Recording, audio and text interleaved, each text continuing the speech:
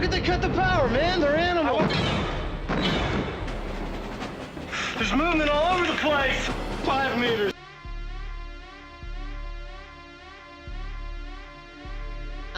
Uncle Vincent, why is the study strobing like a 1980s discotheque? And what is that sound? Atmosphere, Jodie. We are celebrating the 40th anniversary of a masterpiece. We are currently simulating the collapsing atmosphere processor on LV426.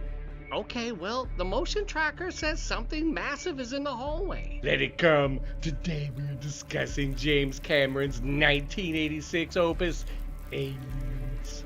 Man, 4.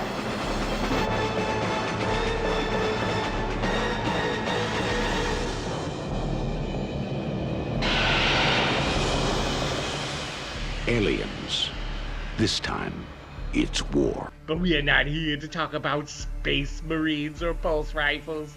We're here to talk about the sheer, agonizing, back-breaking reality of creating the ultimate cinematic monarch, the Alien Queen.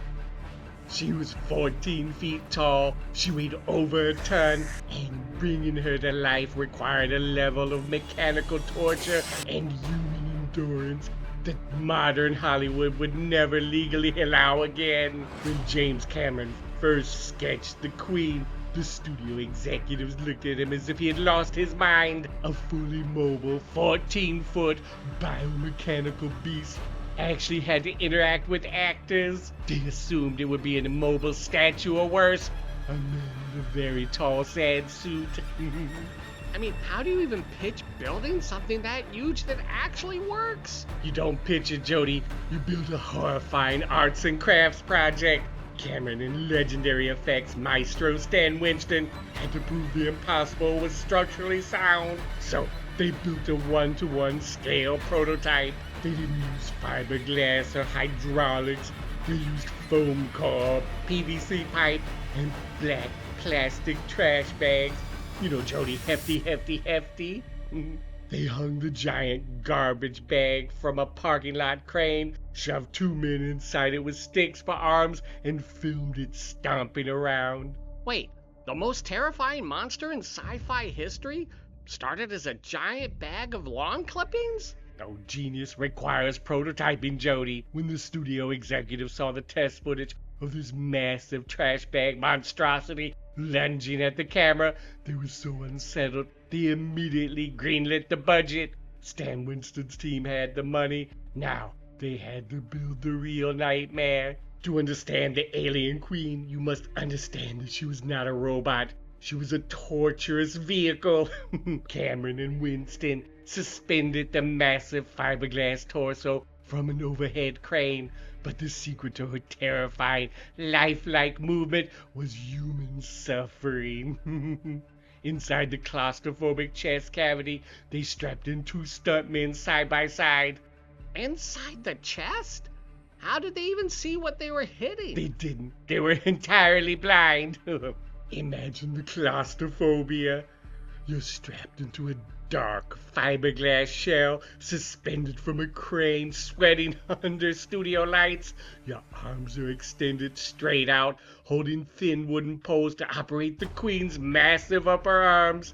Meanwhile, your actual hands are exposed, operating her smaller, creepy secondary chest arms. You have to violently fight Sigourney Weaver, blindly thrashing your arms while coordinating perfectly with the man strapped in next to you so you don't accidentally knock each other unconscious. And what if you have an itch or need to sneeze? You suffer for the art, Jodie. The Queen does not pause for allergies. But the men in the ribcage only controlled the arms to make the Queen take a single, terrifying step forward. Stan Winston had to conduct a 16-piece orchestra of pure physical labor. 16 operators working in a state of perfectly choreographed panic. Outside the suit, a team wrestled with massive external rods attached to her ankles. Just to move her legs, another crew was stationed at a heavy hydraulic steering wheel, violently cranking her massive skull from side to side. And the face? Tell me that was automated. Absolutely not. Separate technicians manned thick steel cables just to curl her lips, snap her jaws, and thrust that horrific inner mouth forward. If the man on the leg rod stepped a half second before the man on the jaw cable pulled, illusion dies. It wasn't just special effects, it was a grueling heavy machinery ballet. Uncle Vincent, the door. Something's at the door. Calm yourself, Jodie. We haven't even discussed the grand finale, the ultimate sleight of hand, the moment the Queen impales the android bishop and rips him entirely in half.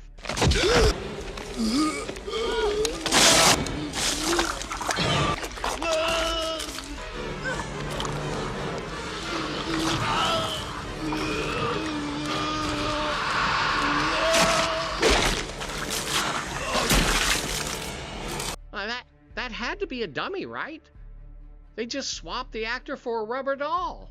That is the brilliance of the 1986 practical effects. It was Lance Henriksen, the actual actor the entire time. They didn't swap him out. They built a fake chest plate with a rubber tail folded up inside of it. Lance stood on a teeter-totter hidden beneath the floorboards. When the wire yanked the tail out of the chest, the crew stomped on the other end of the teeter-totter. It launched Henriksen upward, making it look exactly as if the tail impaled him and lifted his entire body weight in one brutal motion. Pure, flawless mechanical deception. Oh, thank God. The lights are back. I thought we were getting breached. Practical effects, Jodie. A few flickers of the light bulb and a sound effect, and you're terrified. But 40 years later, the alien queen remains untouched because you can feel the weight, the sweat, and the steel in every frame. If you appreciate the agonizing beauty of practical effects, leave a comment below telling me your favorite monster of the 1980s. Subscribe to the channel, or I will send the queen to your parking lot with a garbage bag. Good night and pleasant nightmares.